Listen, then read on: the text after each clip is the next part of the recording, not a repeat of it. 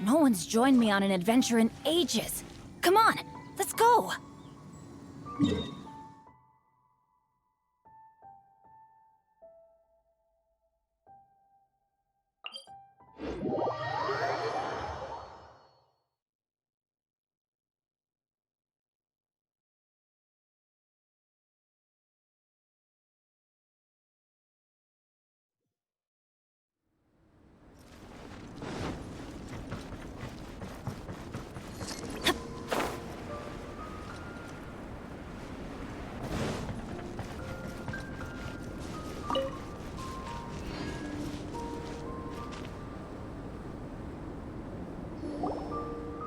Albedo! Traveler, Paimon. I suppose your story is ready. Yep. How about you? Do you need some more time? No need. I am also ready to tell my story. Paimon calls dibs! Paimon first! Please, go ahead. Okay, here goes. Once upon a time, there was an evil researcher who went into the mountains and did a crazy experiment on whopper flowers to transform their appearance. After a lot of pain and suffering, the whopper flowers finally took on a human form. Then they stood by the side of the mountain to wait for unsuspecting bypassers. To whoever spoke to them, they would ask some questions such as, "Who am I? Who are you?" If the bypasser got the wrong answer, the last sound they'd make would be a yelp before the whopper flower ate them alive in one bite. Ooh, truly frightening.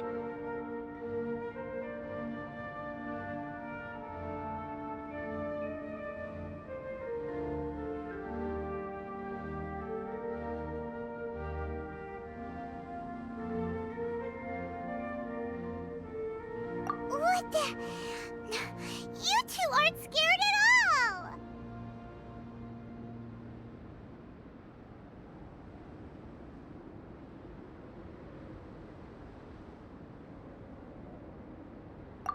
Don't go nitpicking, okay?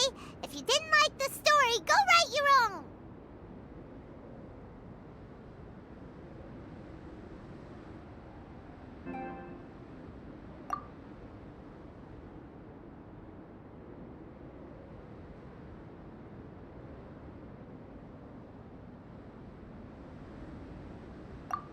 In other words, the whopper flowers would ambush and then completely replace their victims. And then what? Go back to where the person lives? Enter their home? Eat their whole family? Paimon made up this story, but now Paimon's the one who's scared by it. It's a good story. Oh, may I write it down? I may bring it up in future conversations. What for? Just to scare people with? Yes. You've got a real mean streak, Albedo.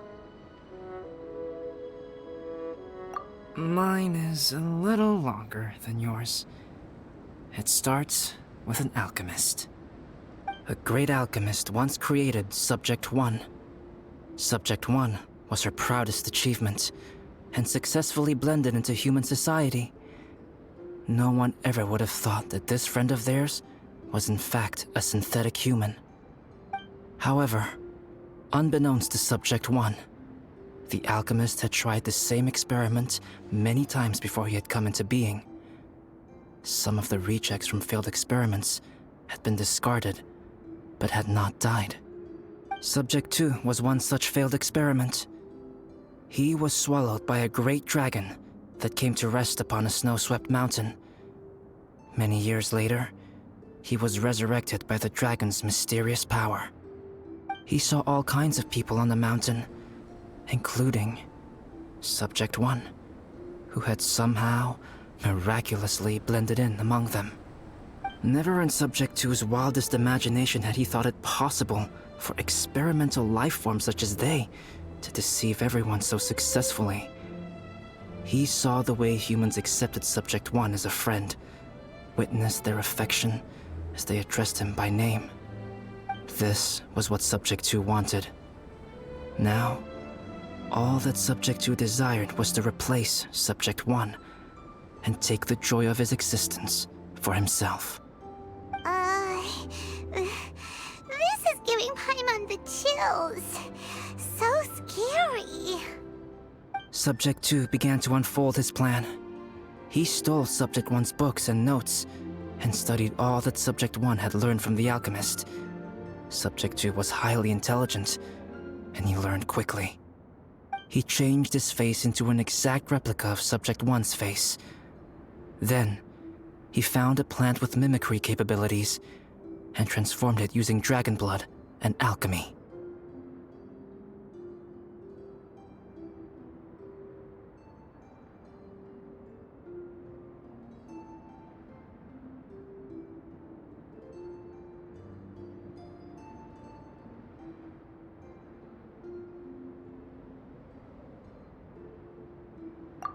And so, not only did Subject 2 transform his own appearance to perfectly match that of Subject 1, he also created a third entity, Subject 3. What? There's 3 of them now? But Subject 2 wanted to become a perfected human. So, he erased a mark on both his and Subject 3's necks. For these marks were symbols of imperfection. In my view, it was probably a subconscious act, an instinct. He so desperately craved to become a perfect human being that he forgot something. Human beings are defined by their flaws. Subject 2's plan was meticulously crafted. Subject 3 would draw Subject 1's attention. After Subject 1 disposed of Subject 3, he would assume the threat had now disappeared and would let his guard down. The next moment that Subject 1 was alone, Subject 2 would make his move. He would eliminate Subject 1 and become the only one remaining. He would secretly replace the Subject 1 of everyone's memories and inherit his identity, residence, clothing, sword, name, and friends. People would have no idea that the individual they knew had become somebody else from one day to the next. This is way too scary. Paimon's never gonna be able to trust anyone again. But just before Subject 2 could carry out his plan, a unique stranger entered the mix. Subject 2 tried to make contact with this person, but found that they could somehow sense he was different from Subject 1.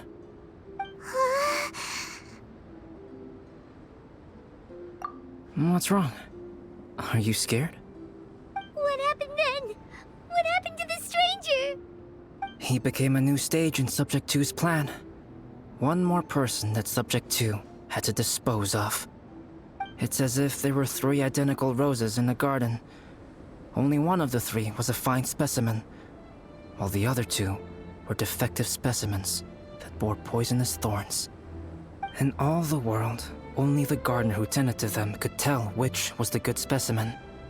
People do not like poisonous plants. Only a perfect rose can fetch a high price. If the inferior specimens wanted to conceal the fact of their worthlessness, they would have to take the gardener out of the picture, using their poisonous thorns. This is exactly what Subject 2 was thinking. So, he hid in the shadows and waited patiently. Maybe soon, he would get his chance to become truly human.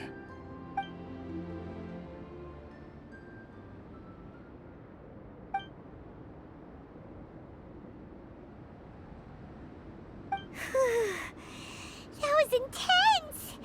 So what happened after that? Did Subject 2's plan succeed? Paimon can't bear thinking about it. Fortunately, it is just a story. And even in this story, Subject 2 did not succeed. But you can never let your guard down on Dragonspine. Monsters mutated with Durin's power and blood are also creatures of Rhine-Daughter, just like me. You must beware of all such creatures.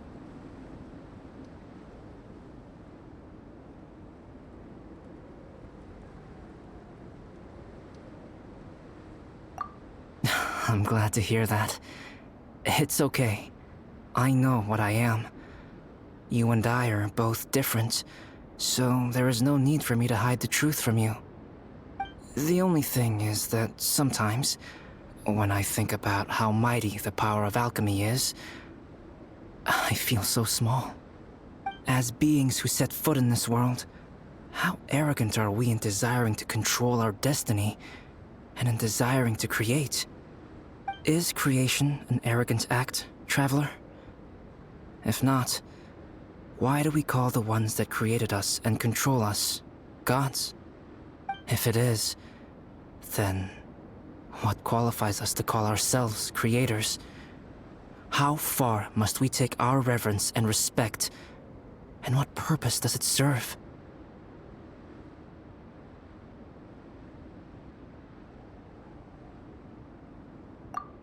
Nothing special, but whenever I think about it, I feel a twinge of grief. Poor Albedo. Hello? Traveler, are you here? Hey, is that Amber? Thought we might find you here. We're here to deliver a message from Cyrus. There's gonna be a big event down at the base camp, and they want you there too, Traveler. Winter camp is nearing its end. Apparently, even provisional instructors are required to attend. Looks like we need to go, Albedo. Bye for now. Then I won't keep you. I have some things to attend to here, so forgive me for not seeing you down. Don't worry about it. There have been no issues getting up and down the mountain recently. Is everyone ready? Let's not keep them waiting.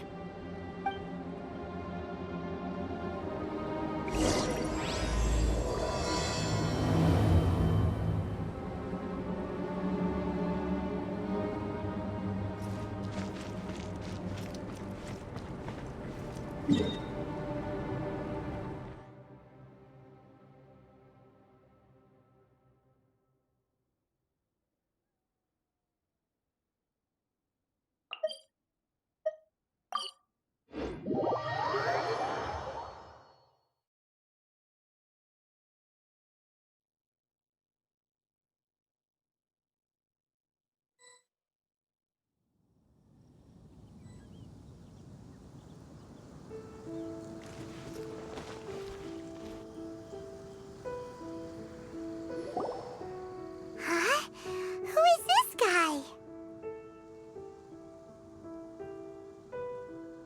Allow me to introduce Yozerf. He's Joel's father. Dad, this is that traveler I was telling you about. The traveler's helped me out loads in the past, and this time we even built a snowman together. Joel has told me everything about you. I can't thank you enough.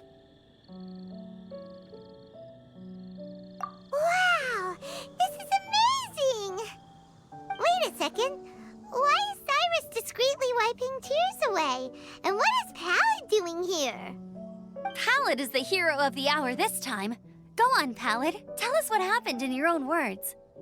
Okay. The weather was fine on that fateful day, and I had a feeling that Lady Luck was smiling down on me. So I trusted my gut and set off to explore somewhere new, somewhere dangerous. Because where there is great danger, there is also great treasure. Why does this sound so hard to believe? But I had only been away from the group for a short while when I fell down a slope and just started rolling. Uh-oh. Did my bad luck rub off on him when we ran into each other on the mountain? The place I fell to was somewhere I didn't recognize, and I'd sustained a few injuries. I remember thinking to myself, this is the worst luck I've ever had in my whole life. Then I met Yozerf. He'd heard the sound of me falling and came out to see what was going on. Huh? Wow, so it was completely by chance then. I thought he must have been someone from the Adventurers Guild here for the event, but after a few words of conversation, it was clear that he was having memory problems. He didn't even know his own name. The temperature was freezing, and there was no time to deal with all that there and then, so I convinced him to come back to the camp with me and figure everything else out after we got there. We got back to the camp, ran into Joel, and the moment he saw him, he froze for a second with this completely stunned expression on his face, and then he started crying out, "Dad! Dad!" That's when Yozerv suddenly started to remember. My memory has still not fully recovered, but Joel and his mother, they are the only ones that I will not, no, that I cannot forget. Daddy. Daddy's right here, Joel. Daddy's right here. Yozerf, don't you remember anything else at all? The poor princess, feeding the foxes? I'm sorry. I have no recollection. Maybe it's because of the head trauma. I'm not sure. I woke up and found myself covered in blood. My things were gone, and there was nothing to indicate who I was or how I got there. I crawled into a cave and settled in for a slow recovery. After my legs and feet were a little better, my hunting skills were what kept me alive. Dad, I was so worried about you. I'm all right now, Joel. Oh, don't cry. Daddy's not going anywhere. I'm here to stay. Oh, this is good. This is good. You know what, though? I definitely think my luck got worse after running into Benin on that mountain. I knew it. I just... No. I just meant if it weren't for you, there's no way I ever would have run into Yozerv on a mountain this huge. Besides, we got back safely, didn't we? So don't blame yourself. Maybe sometimes miracles can only happen when you get just unlucky enough. Ballad. When did you become such a smooth talker, huh? Huh? Am I? I was just telling the truth. Oh, yeah. I want to say thank you to the Traveler, Uncle Cyrus, Auntie Eula, and Auntie Amber. Thanks, everyone. You all helped look after me, and I will always remember it. But I guess I can't take the snowman with me, or it'll melt once it leaves Dragonspine. It's such a shame. Oh, I can help with that. One moment. Huh? Eula? Here, take this. It's powdered rime. Just add it to your snowman, and it will never melt. Wow! Really? Oh, this is awesome! You're the best, Auntie Eula! Dad, I have an unmeltable snowman now! How cool is that? How can I ever repay you all? Thank you all. Thank you from the bottom of my heart. Dad, I want to go move the snowman. Can we do it now, please? Okay. I'll be leaving with Joel now. I'm sure I'll see you all another day. Very well, very well. It's time for Pallid and I to have another discussion concerning his breaches of adventurer discipline. Huh? But Cyrus, I think I kind of made up for my mistakes this time, you know? See you guys! Oh, I made this for you and Amber. Think of it as a winter souvenir. Aw, are you sure? This must be really important to you. Come on now, just take it. No need to make such a fuss. Wow! Now our snowman won't melt either! Great!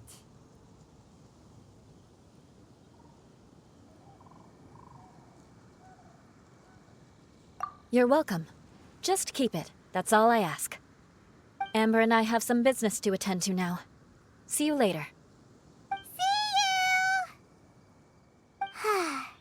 Everyone's gone. Seems like they've all got their own stuff to do now.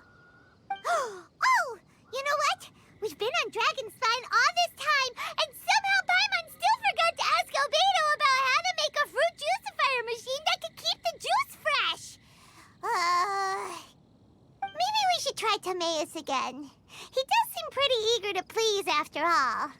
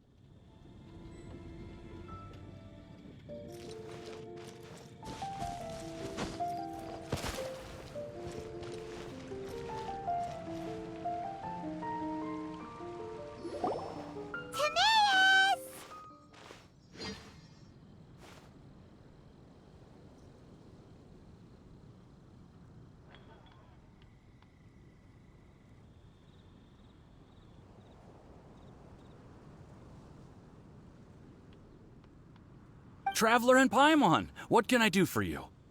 Wait a minute. You've got that mischievous look on your face. Oh, you're not still thinking about that ridiculous juicer thing, are you? Timaeus, will you help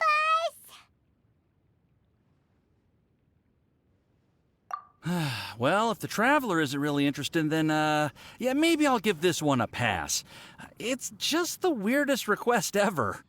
No, but Paimon's Sunsettias are gonna go to waste without it. And the time it would take me to research something like that, I could probably pick those Sunsettias again 10 times over. New research project, Timaeus?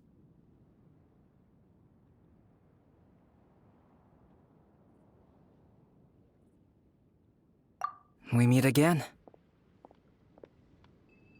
Oh, Albedo, thank goodness. So the situation is, Paimon wants a machine that can turn fruit into juice and keep the juice fresh. I mean, surely it's... Majorly important, that's what it is. If you can manage to invent this, we'll never have to worry about fruit going bad ever again. That's impossible.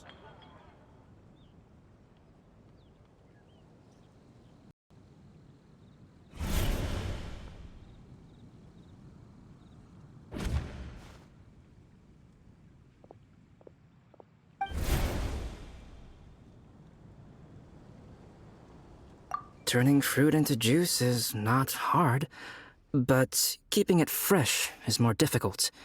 But if you simply want to keep the fruit from rotting, there are many ways to achieve this. Right, Traveler?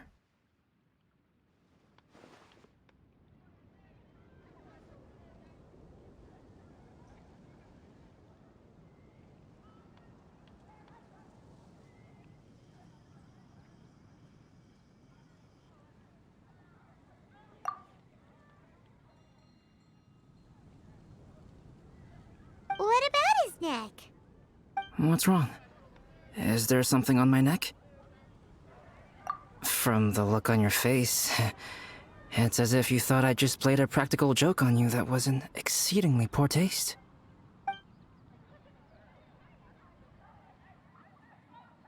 Albedo, you were saying, how do you stop fruit from going bad? Well, one way would be to bury your fruit on Dragonspine, where the snow never melts all year round. But then Paimon won't be able to eat them! You could always live on Dragonspine. No, too cold for Paimon. Or you can give the fruit to me, and I would take it to Dragonspine for you. But since you don't like the cold, you'd have to send someone else to pick them up when you want them. This is where you come in, Traveler. Suddenly sounds a lot more feasible with other people doing all the work. Okay then, shall we go with that idea? Fruit buried on Dragonspine will stay fresh for much longer. However, it is also possible that the fruit will sprout and grow into fruit trees. Who knows? Maybe the next time you visit, it will have grown into an orchard. You can water the trees, add fertilizer, and when they finally bear fruit, you will have some fresh Sunsettias. No way! Then Paimon will have to be a gardener. That's not the goal here. Oh? Well, I don't think being a gardener is so bad.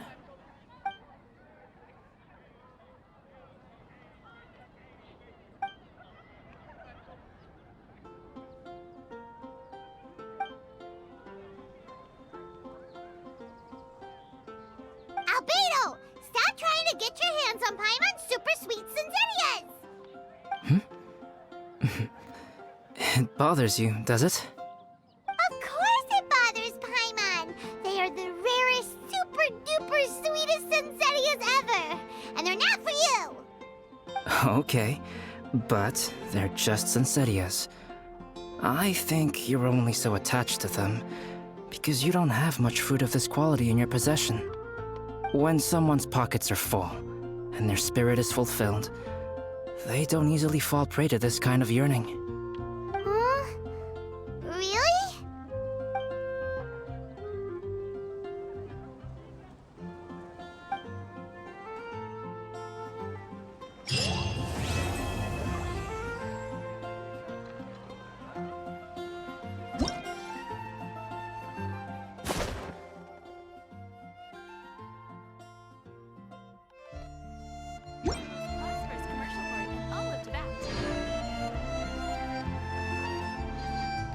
Let's go find some...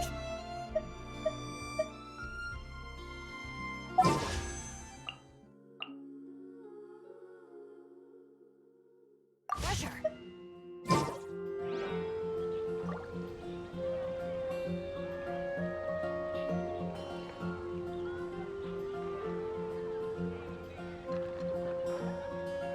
The neighboring nation of Liyue has Oh, wow! Where did that come from?